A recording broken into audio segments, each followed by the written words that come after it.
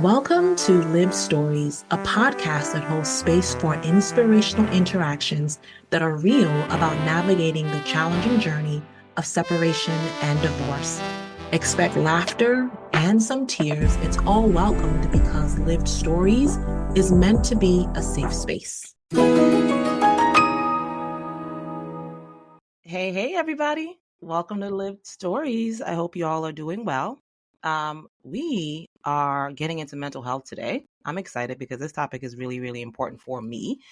And it's one of the first things and one of the first steps that I had to figure out as I was unpacking how I was going to approach separating from my ex-husband. And a lot of people, I feel like, struggle with that. And one of the things that I struggled with the most was the grief that I was holding, the grief of this fantasy marriage that I thought was going to be this way, but is completely dead. I was holding a lot of expected emotions about the waves of how I was going to tell people what the kids' reactions were going to be, what people's reactions were going to be, what my mom was going to say, because she was, in fact, saying you're moving too fast. And I was fearing that I told you so speech. So today we're going to get into that subject and to help us unpack this journey and to help us unpack what's happening in the minds of individuals going through grief is Dr. Tyshawn Thompson. And as you all know, I like to introduce my guests by them sharing with me what they believe their 1 to 2 sentences are about them.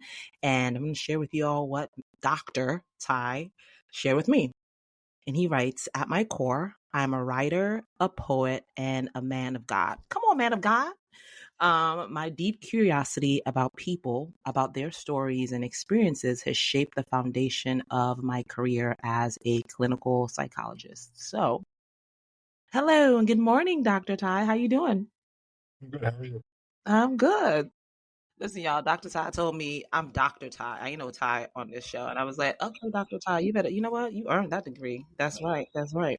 It's funny. No one's ever called me Dr. Ty before in that way, and I think that might be something I could do like public facing. It's like I'm Dr. Ty. Oh, so, coin me. I created that. So Yeah. whenever you put that on there, I need to get credit. Thank you very much. Well, you'll be the first one. How you doing?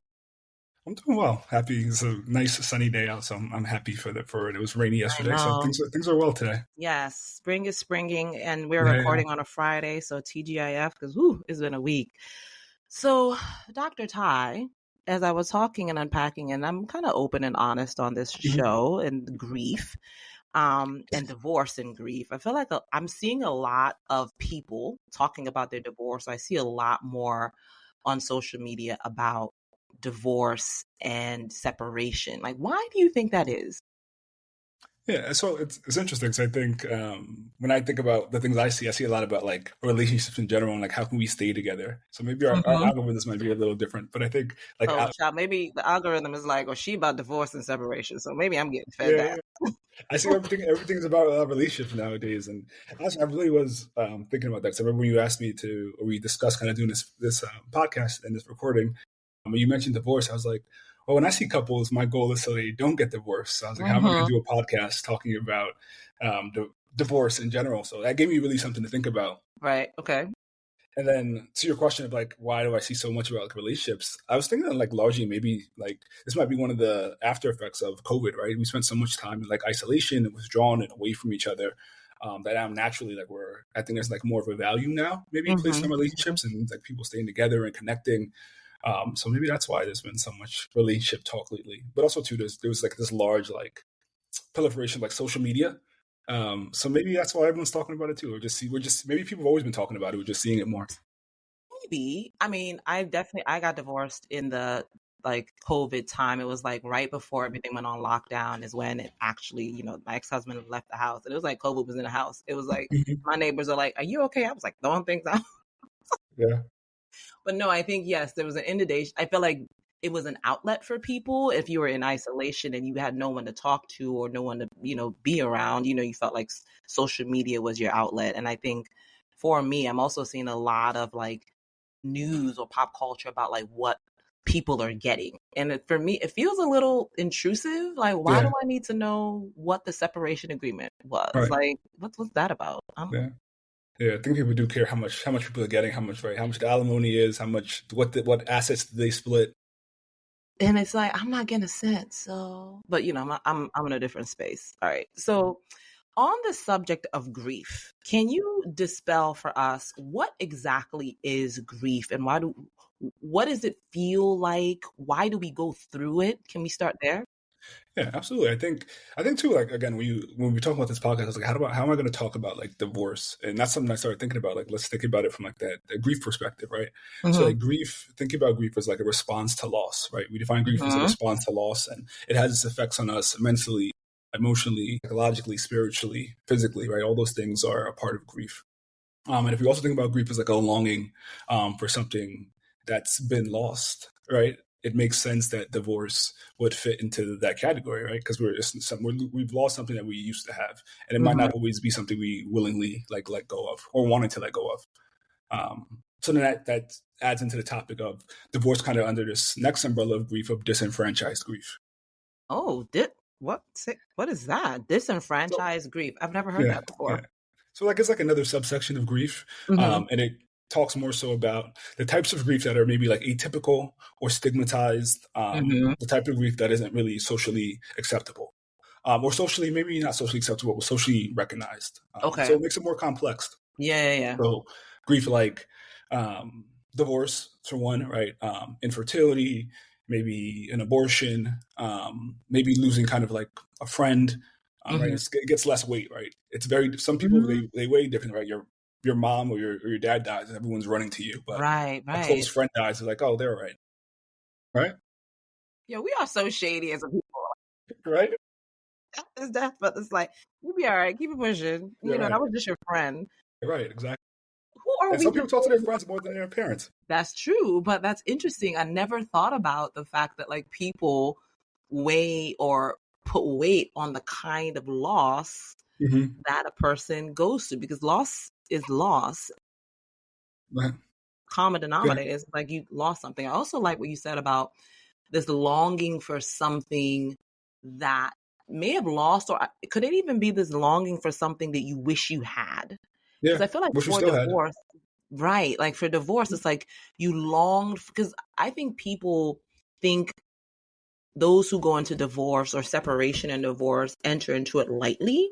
So whenever I hear someone is separating, it's like, dang, like before you say, I want to end it, many people, again, I can only speak from my perspective, they try all the things. So I think there's this component of like, dang, like I've tried it all and I'm now at this place where I have to consider it. There's an emotional and like a mental complex thing you have to think about or anticipate thinking about that I also think ties to that piece of grief. Right. And you mentioned another piece of grief, right? Another like subsection of grief is this idea of like anticipatory grief. So preparing for that loss. And like you said, disenfranchised grief or divorce, right? Under that is complex. And I think it might not get the same like I guess respect, if you want to put it that way. That like a death might get, because the assumption is that, well, you planned for this, you wanted this, or this is something that if you guys wanted to be together, you'd work it out, or you'd make it happen. And I think that's something that this podcast kind of normalizes, and this discussion normalizes that sometimes people don't stay together, right? Sometimes divorce happens. Sometimes divorce. Oh, I think one of the things that I struggled with was, this is your fault. You wanted this, so welcome. It took me a long time to like get over that feeling. No one actually said that, like, well, you chose this, but I definitely felt it. And I also felt like I'm putting my kids through this process because of a selfish desire of me. That I was like, okay, well, you have to forgive yourself, but like, why, Lord? All that. What one other thing that you said that I thought was really interesting was people don't respect or put respect on certain kinds of grief. But as a person who's heard the stages of grief, or as a person who looks up like, am I in grief? What would you say are the actual clinical stages of grief? And is it a process? Is it cyclical? Is it like, how do I think about that? If one of my listeners are in grief and they don't know they're in grief, like, talk us through that. That's a good question. That's exactly right. You said secular, right? That's really the idea of how we want to think about grief, but that's not often how it's talked about, right? We think about grief. A lot of people, they'll cling to the stages of grief, right? So, let me see if I can remember them now. You better put your degree to work. Clinical psychology is so vast. Sometimes it's just hard to remember all the things. Denial. Mm-hmm. What's next after denial? Anger. Yes, acceptance is last. So there's 5 stages. Denial. That's right. Let me shut up. Okay. Mm-hmm. Denial, anger, bargaining, depression, and then acceptance. So, right, when we think about it as a stage model, people think like one has to come after the other. So I have to go through denial first to get to anger. I have to go through anger first, and then all the things to get to acceptance. But that's not necessarily how it works, right? So thinking about grief more so is like waves or like cycles. Oh, good. Okay. And thinking about it comes and it goes. And also too, I think normalizing this idea that you maybe never get over something. Like, I think the idea about grief work is like, somehow I need your help with getting over this. Like, patients that come to me and want to talk about grief, it's like, how do I get over this divorce? How do I get over the death of my husband? How do I get over my wife that left me? And I think normalizing that, it might not be something you get over, but how do you cope? How do you live with it? Oh, if I had like a person real time putting like explosion in my background, you never get over it. That's fascinating to me, because in my mind, granted, it's a scary place, you would think that there's a finish line. Like, that's the whole point of going through, which I want to be careful, because like, you still have to go through therapy, you still have to unpack, you still have to identify what my role in this thing and work through that. But people really do think there's an end goal to unpacking this, which also is kind of sad, because it's like, so I'm never going to get over some of this stuff. So you got to think about making like this psychologist like Robert Niemeyer. He talks about like creating, I forgot what exactly he says. It's like creating a new meaning or something like that. It's like, I don't want to misquote. Write that down. Creating a new meaning. Like learning. Sorry, no. He says learning how to say hello again. And that's usually thinking about someone that maybe you've lost, might have been his focus, because he does specialize in like kind of loss, like the loss type of grief, like losing someone like physically. But thinking about grief for like creating a new meaning. So this idea of never getting over it, not to cling to that too hardly, like, oh, I'm always going to feel this, right? Because we might think I'm never going to get over it, so I'm always going to feel this way. And that's not necessarily what I'm saying. Okay. I'm saying this idea of maybe never getting over it. So if you think about grief as a longing for something that's lost, ask yourself, does a longing ever go away? Or does it just feel different?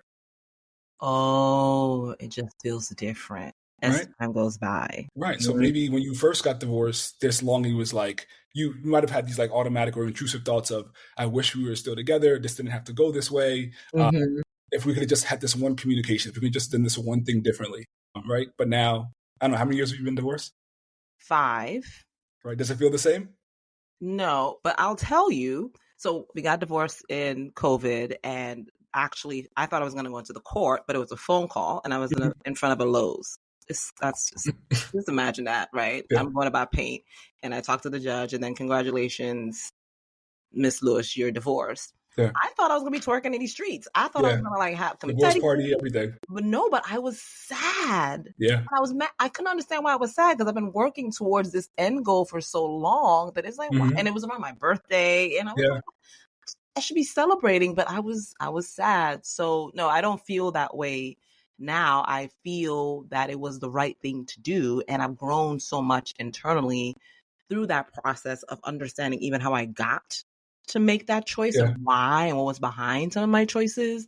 So no, it definitely doesn't feel like how I felt like before. Now I'm dealing with different kinds of things because I made that choice, but it's not a grieving. It is in fact a new meaning. Oh, I love that. Oh, that's good. Okay, so Dr. Ty, you better do it for the vine. I know the vine doesn't exist. I like to say it. I don't care. There was a time where that was... Yes, but it still had a cute ring to it. Bring back the vine, y'all. I love that. Learning how to say hello again. So talk a little bit about what that author said about that. So I think, again, he was talking more so about how do people like honor and create like different rituals Mm-hmm. and different ways to memorialize people that they have Mm-hmm. lost. Mm-hmm. Like, so the idea is like, we'll never have this again, but thinking about like, how could we, he would have to speak more so about what he meant, but to me, my understanding of that is like, how do you create a new meaning, right? How do Mm-hmm. you change this loss and kind of turn it into maybe more of an empowerment? Yeah, yeah. Which, I mean, I'm in therapy, surprise, surprise, now. And what my therapist was sharing, that in her dissertation, some of the work that she did was when someone goes through a trauma Hmm. and through grief, a sign that they are starting to heal from it and Hmm. assign new meaning is they begin to do something about it. Thus, the creation of lived stories, right? Because there was no one talking about some of the things that I was Yeah, going through. And I mean, like, I have my friends, but if you haven't gone through this process, it's like, yo, yeah, what? And so a sign for her that I'm in my healing journey was now I'm re-looking at the process and creating something to help others, right? So that is an interesting yeah. I would say you kind of, more. Yeah, I would say you memorialized your grief. I memorialize my grief. Type Yeah, that somebody said, write that down. That's cute. That's my grief. I feel like that's a t-shirt. But that's rich. I really like yeah, that. I really like that. So a piece of this too in grief. And the one last thing I want to say about my therapist, and she was yeah, like, think about grief. I think sometimes people think like put grief in a jar. And if you think about a jar, grief feels like it takes over all of the jar. But as you continue to grow and as time goes by, what she encourages her patients to do is to continue to live life and put more life in the jar. Before you know it, the jar gets bigger. yeah. Grief never goes away, but because you put more life and you continue to put more experiences, it feels as though grief shifts, but it's because you are continuing to live, keep pun on live, but also too that you are continuing with your life and you're putting more things in your jar, so that grief, while still there, it doesn't feel so immense and so full. So I thought that was a really good picture for me as I was kind of figuring things out too. Um, Shout out to my therapist. Yeah, I really I'm like that, saying it right. Yeah. that like framework that she puts around grief. And I think we think Mm-hmm. about grief as like just another emotion, but maybe Mm-hmm. it's one of those later emotions that you don't experience until you lose something. Whereas like Yeah. it's not as Yeah. similar to like happiness, sadness, anger. Like those are very early on primary Mm-hmm. emotions that we experience. Mm-hmm. Like I said early on, but grief might not be something that we can experience until we actually have lost something. But now it's an emotion that we have. Like we don't lose it again, right? So Yeah. Yeah. it's natural to feel that emotion during like different points of our life. And we think about like what might be some like precipitating events or like Mm-hmm. triggering events that might bring up that emotion for us. So that if you think Mm-hmm. about grief as an emotion, it's similar to like certain things make us sad, certain things make us happy, Mm-hmm. certain things might bring up grief for us, right? Mm-hmm. But kind of letting the emotion kind of run its course and have its wave, and then allowing yourself to get into another emotion and not dwelling on that as like, why am I still grieving? So it's like asking yourself, why am I experiencing an emotion? And I heard emotions is just a chemical reaction in your body that literally lasts 6 seconds, and then you ride the wave and it goes away. Yeah. Not like this big old thing that we Yeah. hold on to. Right. If we hold on to it, it becomes like a mood state, right? And those are more stable, and those are more things that last a longer time. But Come emotions on, are mood state. they're meant to come and go, right? But we hold on to them, and then we create these like different mood states for ourselves. Okay. So what would you say to a listener who is is reacting to something that is potentially grief? How would you help them along that journey? Is she sitting in it? Is she exploding? What help her breathe through the experience? Like, what would you tell her to do if she was sitting in your couch chair? I don't know what you have, but Yeah. role play with her. Yeah. When I tell a patient that's going through grief, I think I also want to always start with like kind of taking a curiosity approach. So I want to understand more about the grief. What did this person or this thing, right? So we're not always talking about people, right? So what did this thing that we're experiencing grief about? What did that mean to the person? What does it mean now that it's lost? It means I'm a failure and I'm shameful, Yeah. and I can't believe this has happened because I'm an overachiever, Dr. Ty. So then we'll talk a little more about emotions, right? A little more about what are the differences between like guilt and what are the differences between shame and how those are like core emotions for us, especially when we're experiencing something like grief or like something that we've lost. Mm-hmm.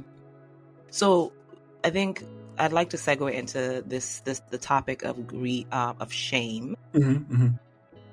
And a lot of women, shout out to my community. Thank y'all for just all the comments and the outreach. One individual shared with me that she was talking to a friend and she was talking to her about, oh my God, how are the kids? How's the husband? And then just so happened that the kid was next to the mom. And then the kid said, oh, she's been divorced for a year. Didn't tell a soul. And so, this friend of mine is recounting like her reaction to understanding that this woman she's known for so long, went through this process by herself and didn't tell someone. So I happened to meet her, and and I was like, girl, how did you do that by yourself? And she said, well, I knew people were going to judge me. Yeah.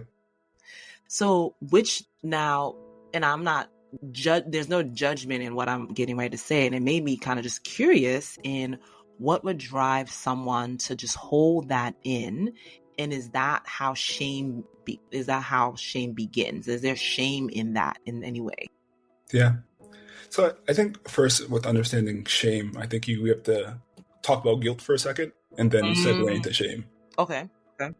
Thinking about guilt is thinking this idea that guilt is something I've done wrong, right? So it's this external, I've done something wrong. And then maybe a core emotion with guilt is regret.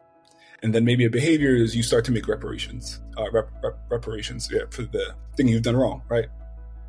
But then shame might say, instead of saying I've done something wrong, it might say I am the wrong, I am bad, I am unworthy, I'm inadequate, right? And then the core emotions around that are anxiety, depression, anxiety that someone's going to see my shame, depression that I feel this way, anger to protect against the shame I feel, and then like this idea of like contempt, right? So I really am not worthy, I really am not good enough.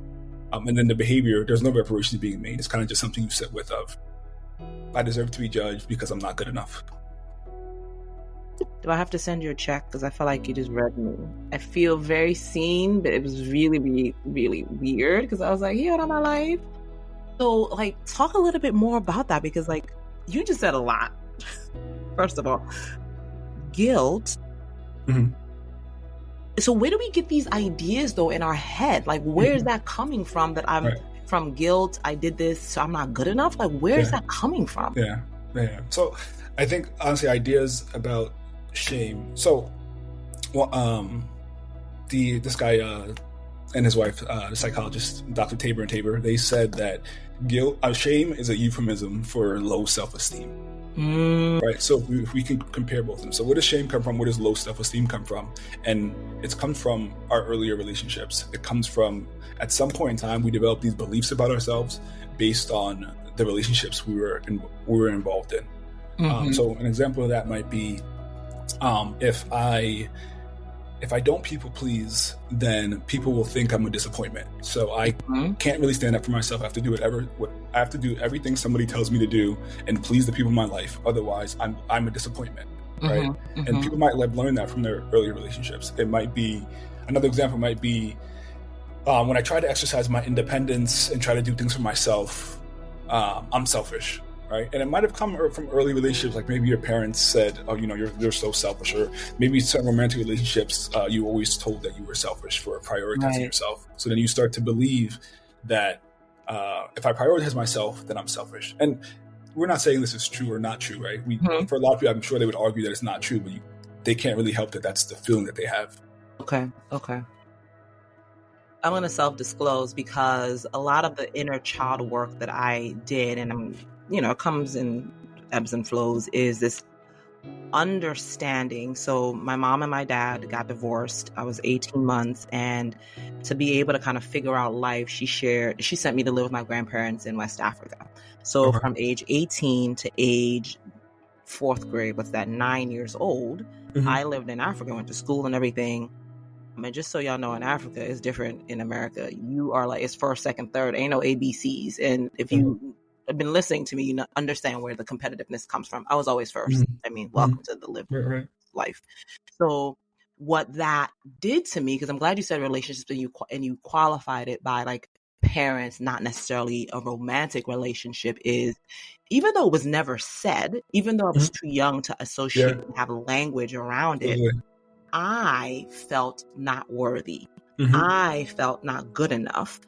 So fast forward to coming back to America, I felt I had to prove to my mom that I was good enough. And this behavior has been something that I've been carried. Like if you tell me I'm a people pleaser, I'll be like, oh, I'm not. However, because it's ingrained that my worth is tied to the fact that my mom sent me away and maybe I wasn't good enough and why and all of that, I overfunction. So welcome self-disclosing that I'm an overfunctioner and I misfix it. And I overfunction in everything that I do, so much so that I mistreat myself to prove, y'all, I'm not, welcome to, it's like it's a real life therapy session to prove to others that I deserve, that I'm worthy and all of that. So like, well, go to therapy, y'all. It's great because like you understand how your behavior impacts so many things in your life. And it wasn't until I understood that. So now I have the awareness like, oh, you're about to overfunction, calm down, you know? And so again, putting it in the form of my marriage, well, I was an overfunctioner in the marriage, and which then allowed my ex-husband to be the underfunctioner. And so overfunction. And finally I'm recognizing like, are you tired? You're tired because you're overfunctioning, right? But like I had to be in therapy to be able to get to that root of how I got here. Yeah. Does that make sense? Yeah, absolutely. And I could tell you've been in therapy because Can you? Yes. So reflective, so insightful, real, honest. Right, you're drawing conclusions between your earlier behaviors, your current functioning, and the different emotions you were feeling. That's all therapy is, right? We're trying to make those connections.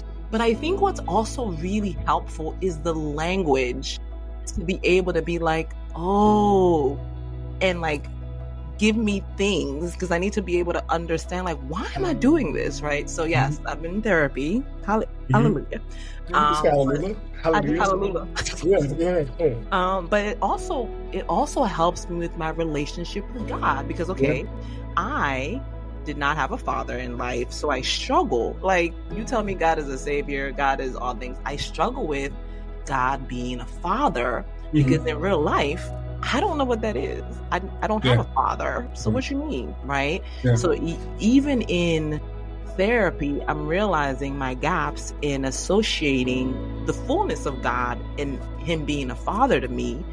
Because I'm like, well, I don't know what that means. You know? Anyway, I don't know how we got here because we were talking about shame and guilt, but so I think you bring it to a good point of like how do you deal with that shame, right? So I think one, it's noticing your early relationships and where does the shame like come from.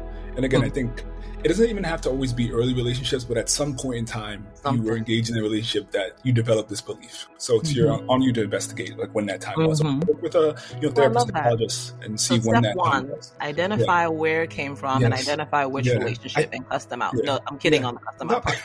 I think a lot of people focus on my parents, and I think to defend parents, even though I'm not a parent, is thinking about parents are truly. For the most part, I don't want to. Anyone that has a parent that wasn't great, my apologies. But I would argue for the most part, parents are trying to do the best that they can. And you might not always get those beliefs from those relationships. Right? Some people might be like, my parents are great. So now think about what other relationships you might have gotten that belief from. So like you said, step one, right? Identify the experience of the relationship where you developed that belief. Then step two, like you mentioned, I forgot what language you use, but noticing when you're like, you say overperforming or overfunctioning? Is that what you said? I'm overfunctioning. I have my notice in what moments do you tend to now overfunction? Everywhere. Sorry. Yeah, what triggers that for you? Like what certain things have to be present for you to engage in that overfunctioning? So I would say that's two. And then... Okay, 2.8, but like how? How do I know that that's a thing? Like what give me some How would you know what's the thing? So you're like, okay, identify in what areas do you notice that you're getting ready to overfunction? Is it like a behavior? Is it a feeling inside? Like for me, I start to get hot. And I'm like, so noticing the emotions that are coming up, noticing what things have to be present. I think it's more apparent for people that have maybe not the most successful relationships, or maybe more problems in their relationships. I think it's important to take a second to see, all right, why do I continue to have this recurrent issue in my relationships? Yep. And I'm going to leave it there. So that's 1 and 2. And then maybe thinking for yourself, like, and validate for yourself, right? Why did this used to make sense for me to overfunction? And how is it now harming my current relationships? Why did it used to make sense? That's good. Right. So think about that for yourself. Y'all, I might need to go back and be like, why didn't I? No, I'm kidding. Okay. Think so you have... It used to work for you, but now it's causing issues in your relationships. So you have to figure out, like, why did it used to make sense, and why does it no longer fit? And how is it affecting how I show up in my relationships? And then once you've identified the why, what next? I would then work on increasing self-compassion. So there's this very and it's done wonders from my work with patients, and even for myself personally. So Dr. Kristen Neff, this is her topic area. She talks about mindful self-compassion. And she uses it as an alternate to self-esteem. She says self-esteem isn't great, right? Because self-esteem is very much so. Self-esteem, your self-worth, and again, if we think about shame as low self-esteem, so let's call it self-esteem, shame, self-worth, all of that encompassed together doesn't really tell us much about ourselves, right? And it's usually tied to some type of success that we can have, and it's very much dependent on things. And she says when we need it most, it's often not there. So when we need self-esteem most, it's often not there. So she proposes self-compassion. So what is self-compassion? Talking to yourself how you would someone you really care about. Right? That's good. So would you tell someone you really care about that you're not worthy, or you're inadequate, or you don't deserve to be in this room, or you don't deserve happiness? Like, would you say that somebody you care about?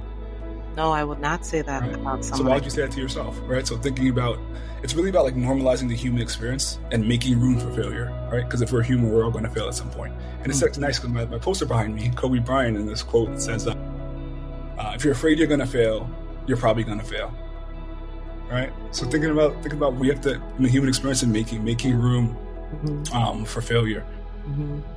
So, like an example, the other day, I missed the patient appointment, and that's I know that's so it's so against who I am at my core. It was eating me up. I called the patient up, apologizing excessively, and I said, I cannot believe I missed this appointment. Now, because I practice and I've used mindful self-compassion, it didn't eat at my self-esteem, my self-worth. But if I was someone that cared more so about my self-esteem, now these ideas coming in, right? I'm a bad doctor. I'm not deserving of seeing patients. I cannot believe this happened. I'm better than this, right? Right. Okay. These are all things I'm thinking. But then I texted my brother. So mindful self-compassion is also to treating yourself as you would someone you love, but also to treating yourself as someone you love would treat you. Right. So I texted my brother and I told him, and he said it happens. And he said it happens, and he goes, you need to clean it up. And that's the truth, right? That's the responsibility. That's the accountability of, yes, this happens, and don't let it happen again. Right. No, but this idea of mindful self-compassion is not one that I think are used to in American society, of keeping it real and keeping it, because we're all soft and people front like they're not, but at the core, that's who we are.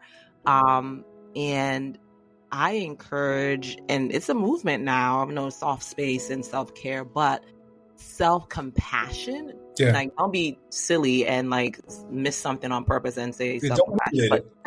Yeah, it's because self-compassion is really about, it's about responsibility. It's about responsibility. Ownership. It's about normalizing the human experience. It's not, self-compassion is not saying, I'm making excuses for myself, or I missed this patient appointment. Oh, no big deal. Right? It was a big deal, right? This patient was looking forward to seeing me, and I missed the appointment. It was a big deal. And it doesn't mean that I'm a bad doctor. It doesn't mean that she should find somebody else. It means I missed the appointment, and I'm going to work not to miss appointments anymore. Again, I don't know how that happened. It's maybe the first time I missed a patient appointment. Well, you probably was spinning, spiral. I really was. But because I practiced mindful self-compassion, I was all right. Mm-hmm. It's so funny because going back to a therapy session, one of the things that I'm starting to realize the tricks that my therapist plays on me when, there's an instance where I call something out on myself, and I'm good now at like the language. I'm doing the exercises, and there was a conversation I need to have with myself about I'm mad at myself for something. Yeah. And so she says to me, okay, well, talk to yourself and apologize to yourself. And I'm being cute and being funny. And I'm like, okay, self, whatever. She's like, close your eyes. Now I know when she says close your eyes, she's about to mess me up. So now I'm like, let me go ahead and let me get my tissue. And then she just starts giving me the language. And when I tell you I broke down, because it was like, I didn't know I was being so hard on myself. I didn't know I was holding on to this. I didn't know that my inner person was mad at my outer person. I didn't know I hadn't forgiven my inner person yet. And after I done ugly crying in this woman, it's a virtual session, so it's a mess. Yeah. I felt so great because it was like an unsaid thing. I didn't know. And so like, give us some language of how to go through that process of self-compassion. What am I saying to myself? Sorry to put you on the spot, but like, how do I talk to myself about that? I'm human and I make mistakes. Right? First of all, the way you just said that to me, don't be that person. Don't be that person, Dr. Zai. I'm human and I make mistakes. No, that's not how I wanted to come off. That's not how I wanted to come off at all. I'm just I wasn't coming off like I was coming off. We are human. We are not perfect. Yeah. I think sometimes people just being able to say it to yourself goes a long way. I think people sometimes think it's like soft and goofy. But like, I'm human, I make mistakes. Sometimes like when I'm feeling anxious, I talk to myself and I go, "You're okay."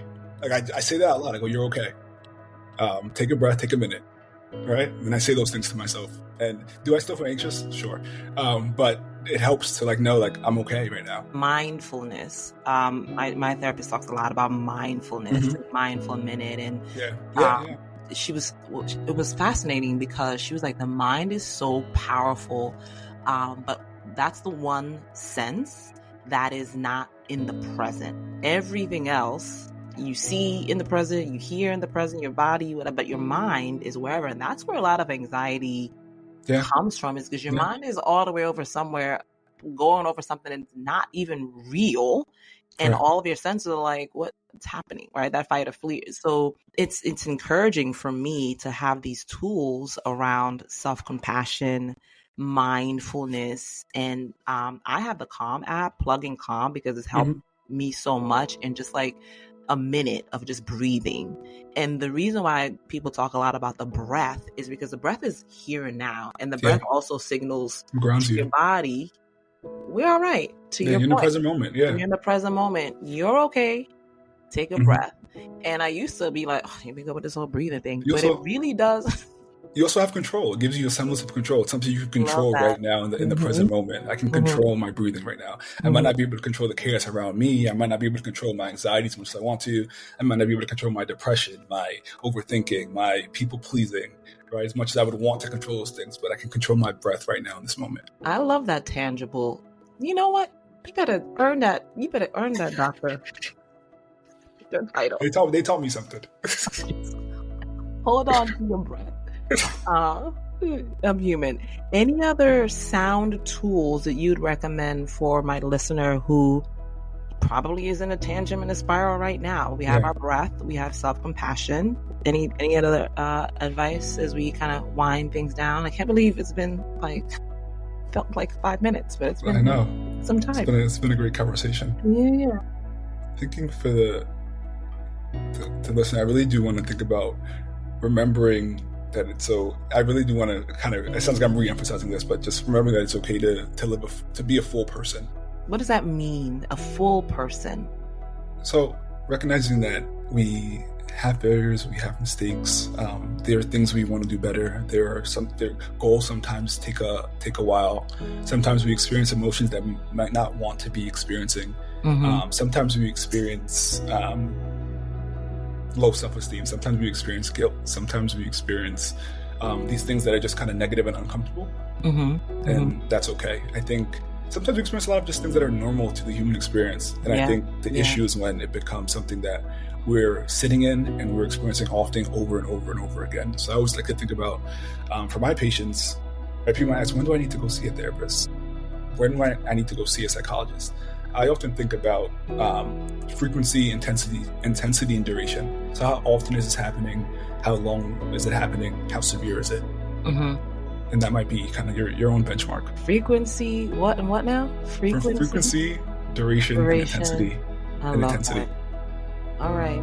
And I'm going to say, go find one, because even it's just so helpful.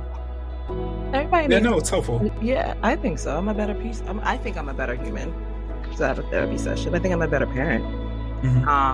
Because I do now practice compassion with my kids, because there are things that happened in my childhood that, there's some wounds that I'm intentional and mindful of that can come across in all of my relationships. And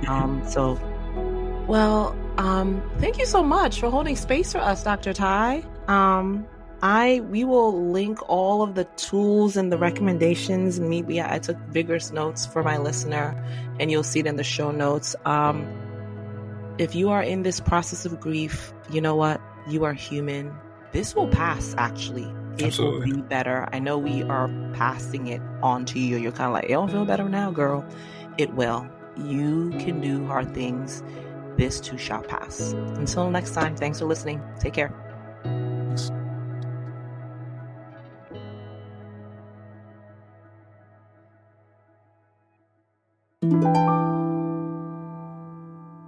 Thank you for listening. We want to express our heartfelt gratitude to our incredible community.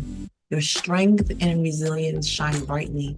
And together, we're creating a safe space filled with solace, guidance, and inspiration.